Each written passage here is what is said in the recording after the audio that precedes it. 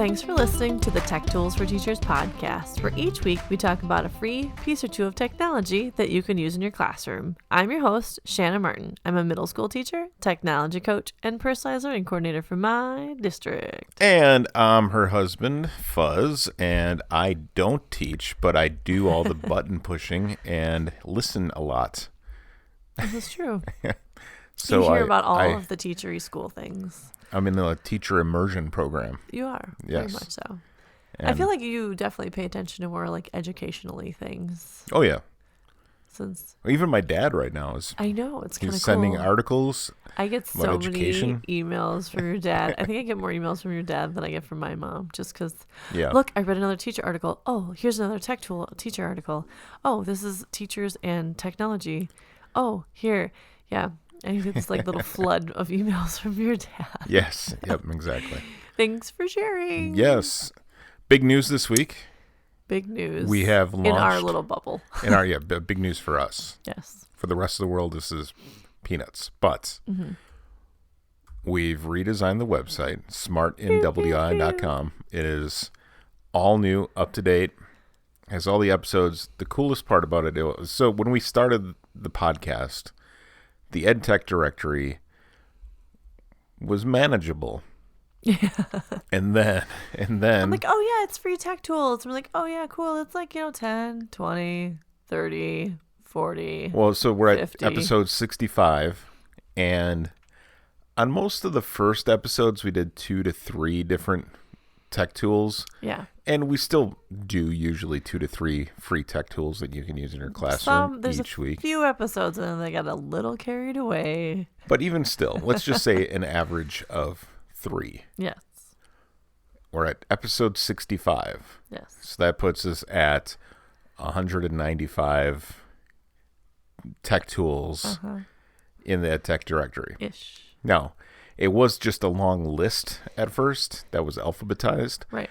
Now, because that made sense in the beginning. But now you can search by topic, by episode, by specific tech tool that we talked about. You can go there. You can go to the EdTech directory. And you can click search on that. by episode and then find the different tech tools in each episode. Exactly. Yeah. It's all available to you now. So it's pretty snazzy. do it. Go check out smartnwi.com. Also, yes, thanks for organizing all of that, by the way. You're very welcome. I was happy to do it. I actually even took a day off of work just to finish it because I wanted it to be done. And you wanted it to be like super pretty. There was a lot of... Well, there's part of that, but also partly because every time that we added a new episode to the show, like I was hoping to get it done over the summer, and I didn't. And every time we added a new episode, I was adding a little bit more time onto my life because I had to put it in both the new site and the old site. Right. But we're also adding a shop on there where we got some pretty snazzy T-shirts and things that you can go check out and help support the podcast. Snazzy. So and share a little fun teaching things with other teachers. Yeah, basically. There'll be fun teacher things. shirts. It's not like advertising for the show or anything like that. It's just fun teachery things. Things that I say or things that we come up with are just funny, random teachery things. Exactly. Or inspirationally things. I feel like more now, I don't know, like Friday used to be the only Gene day, but now kind of, it's all about whatever you need to do, for mental health. And if you need to wear a cute teacher t-shirt and jeans, it's acceptable now. Yes. So basically I just have a collection of cute teachery t-shirts. Right. And neon pink tennis shoes. Well, yes. I mean, that's your wardrobe. Survival. That's not for sale on the website. No. But but I have neon pink tennis shoes to brighten. Just put up one that says it will Google what is it? Meet. Yeah. Till we Google Meet again. Till we virtually meet again? Until we Google Meet again. Yes, that's what it is. Yeah. Until we Google Meet again. So it's fun stuff. Yep. You'll enjoy it. Yeah. It's smartnwi.com. Check it out. Go. You'll like promo for the project you've been working on. Yeah.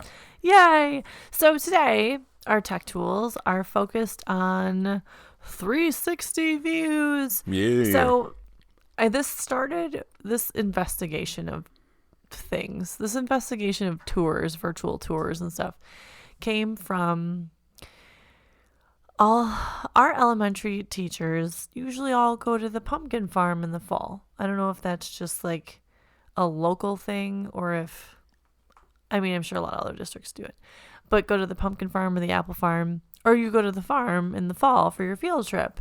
And a lot of our littles go to the farm and they get to bring a pumpkin and they get to like pick apples and learn about how the farm works and that kind of thing. Well, one of our local places that always does the pumpkin farm thing was like, hey, we know that field trips are not allowed this year. And I don't know if it is like that everywhere, but in most districts around here, there is 0 field trips now. So for spreading of illness, but also there's no budget.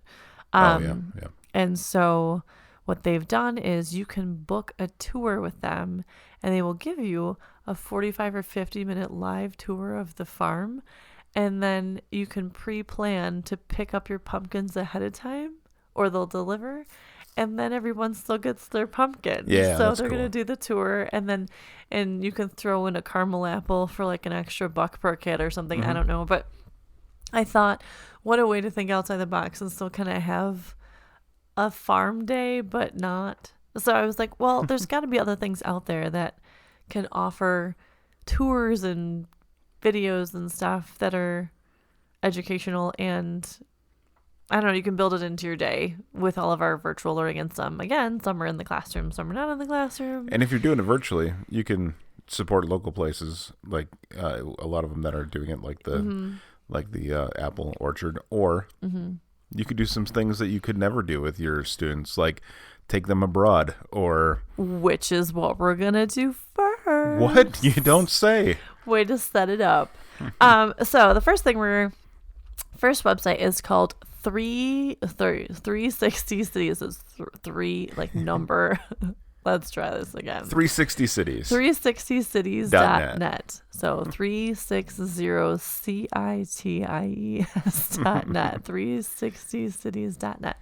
And really, this website is, I think, meant for like, and you can correct me if I'm wrong, but it's more like stock photography, or like you can use these images. But as a teacher, this is such a cool teaching tool. Not meant to normally be an educational website, I don't think. But what it does, it's these images from around the world that have been taken with 360 cameras. So you can type in the search if you want to pick a place. It throws up something different every time. So like they've got Tanzania, like Africa, like that's my picture right now. They have a section that is specifically for schools, which you can go to and you can sign up, and they have like a free teacher kind of thing where they do world map and tours as well. And you can find that on the front page too. So you can do this whole setup that way. But, and it's called 360 Schools Alpha.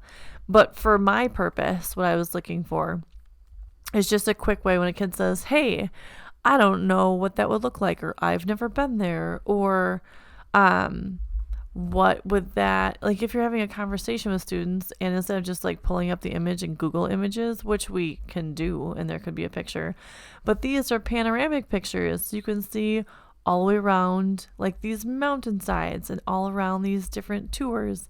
And what's cool is if you pick a place, we'll just pick Wisconsin because we're sitting here in Wisconsin. They have all these images you can pick from panoramic images of the states, or they have a world map that comes up. And if you click on the world, so in the upper left-hand side of the screen, click the world, and it gives you kind of like a globe or like a map of the world. And once it's loaded in, you can zoom in and zoom out of different parts and pick pictures because they're like marked on the map. And then you can pick like, oh, I'm going to like zero in here on Minnesota, and I'm going to click and I'm going to find an image from Minnesota and like tour around that place. Before I picked Wisconsin, and we spend a lot of time in Door County, Wisconsin, and they have really pretty images of like Sturgeon Bay. And then it was like, oh, look, there's the Ridges Sanctuary and this little boardwalk. And then it's really cool because the cool little boardwalk image they have, my dad helped build the boardwalk that's there. So it was just kind of cool. You can click around and explore different areas, even of like your local area of these cool 360 images of places. And people are, there's a huge variety. Like you can sign up and then become a contributor to this page. And if you have a passion for 360 video or images, you can absolutely, add to it. But it's just kind of cool because you can explore places very quickly that you normally wouldn't, but you can kind of drop in and you feel like you're there, but you don't have to do a lot of background or a lot of digging to find stuff. It's just right there and there's cool images. So because we can't take our kids places really right now, it's a cool way to be like, hey, let's just explore this part of the world and maybe turn it into some research or turn it into a class discussion or maybe just a day starter. Like if you could go anywhere in the world, where would you go? Pick it on the map. Let's look at that area. Or like right now I am at the Giza pyramids in Egypt, and do you feel like you're there? Well, yeah, because you see the pyramids in pictures, but we don't see is the giant parking lot, and like people sitting on a rock eating lunch. Yeah, there's like people around you, vendors and things like that. But yet you can still like spin around and see the massive size of these pyramids that you would not have had. Yeah, it gives you a different perspective on things. Exactly. This one, these are mountain gorillas in Rwanda, Africa. And they're like, you can zoom around and see gorillas. Like it's called Gorillas in the Mist. Oh, very nice. Yeah, I don't know. There's just all kinds of cool things so just like to have kids explore images or use them for talking points or use them for, day starters or just, it's kind of a cool way to feel like you're someplace else for a few minutes, which is kind of fun. So it's called 360cities.net. And like I said, there's also an education portion to it. You have to kind of scroll to get to the education portion of it. That's meant for teachers, but it is also available and just kind of a cool way to explore the world in another viewpoint. And it's easy to get to. So there you are. Check it out. Check it out. Our second 360 video thing is called farmfood360.ca. And like none of these are like normal endings today. They're like, well, .net I guess is like the second place ending when it comes to endings in the world. And .ca is Canada. And you'll see when you get there that it says right on the top, immerse yourself in Canadian farm and food tours. Yes.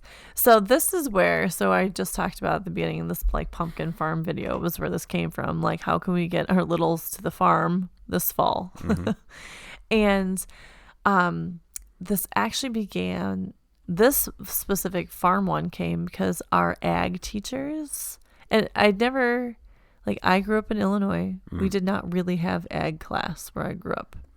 Now, I grew up in an agricultural area in Wisconsin.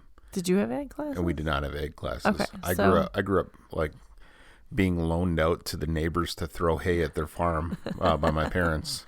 And you didn't have ag classes? We didn't have ag classes. At least not that I knew of. Maybe there were, and I just was oblivious. But yeah, because it was a bigger high school. But so our ag teachers are trying to do, a lot of, we're doing online learning, a lot of stuff, and it's not as hands-on-y when you're virtually learning.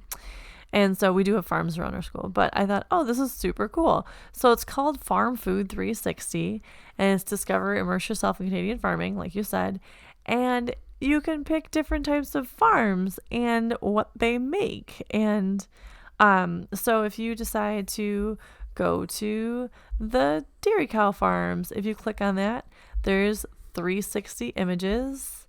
And then once you click on there, that breaks it down by day in the life of a dairy farm, caring for calves. And then once you click on those, some of them have 360 pictures and views, and some of them have videos that come up. So then you have like a video that walks you through that part of the farming, which is kind of cool.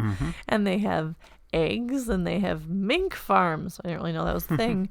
And apple orchards. And the apple orchard video is the one I shared with our elementary staff. You can learn about agricultural workers. You can learn about apples farm to table. You can learn about like life on an apple farm as a family. So these videos take you through all different types of farm life, both in 360 images, so you can twirl around and be on the farm, and also some of them connect to videos. So then you also get like a video tour as well. And I thought that was really neat. They also have a collection of facts about each type of farming on the page.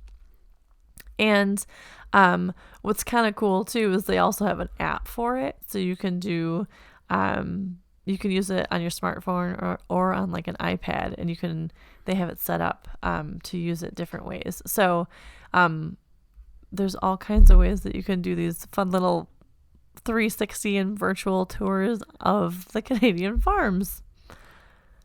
And I thought that was neat. That reminds me, there is also a website that I had for work. I had interacted with that's similar, not as robust in this sense, but it's the Illinois Farm Families website. Mm-hmm. So back to Illinois, but you grew up in the suburbs, but yeah, there's a very large agricultural aspect of Illinois, and they have it's at watchusgrow.org. There are some 360 videos that they've done there where you actually see a crop duster fly over and some things like that. It's pretty cool. So cool. It's they're 360 videos though, so it's not like not really on your own. You kind of watch the video and you can spin around and see. So gotcha. But that's Illinois Farm Families or watchusgrow.org. Look at that. We'll get everyone to the farm this fall. Yeah. Awesome.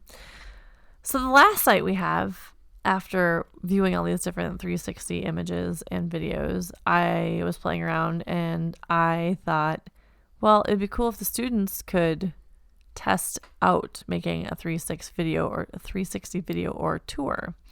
So the site is called divein.studio. So divein.studio. Dive In Studio. And what it is a site to create tours. So you can create 360 virtual tours, which is pretty cool.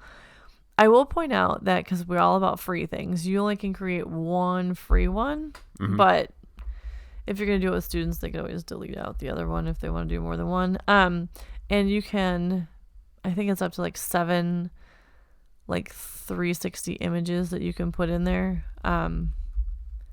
which is quite a bit actually.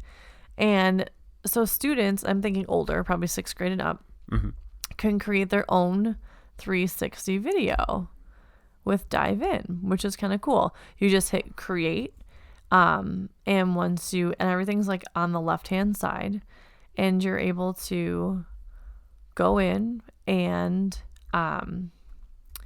add. What's kind of cool is you can add regular pictures and it will make them 360 for you. So you don't even have to have a panoramic picture in there. You can, but you don't have to. And so you put your image in and then click the button and it makes it like a 360 image. It connects like the ends, makes your image like circular, and you can title the collection, and then you can put in your like navigation points, and you can put in like different titles, and you can subtitle it, and you can put descriptions in there too. So they give you like 2 examples, like one walking through a city and then one's like going through rooms of a house. Oh yeah. But you can create then your own virtual tour, and then there's a share button, and you can email it out or like embed it someplace or share it. So again, the free one, you only get one free one. But you can play around with it and have your kids test it out and make their own 360 image tour kind of deal if you want to have them, take outside, walk through the neighborhood, or you could even create one for the school so the kids feel like they're back at school if you're at home. Now I know how you're going to one up all of the teachers, and all of you listening can one up all of the teachers that you've been doing your virtual classrooms in. Yes. You can go to Dive In and create a 360 virtual classroom, maybe. I don't know. What do you think? You could. And- You could make it a link within your classroom, because we all have like our Bitmoji classrooms. Yeah. But then you could be like, oh, and then today, if you want to feel like you're in reading class, you can visit reading, and then you go to math. So you could actually have them like go from class to room to class. You could do that, yeah. Or you could, if you put it in the middle of your room, you could spin it around and put dots in your dive-in. And when you click on them, it can show you the different parts of the classroom that you wanted to focus on.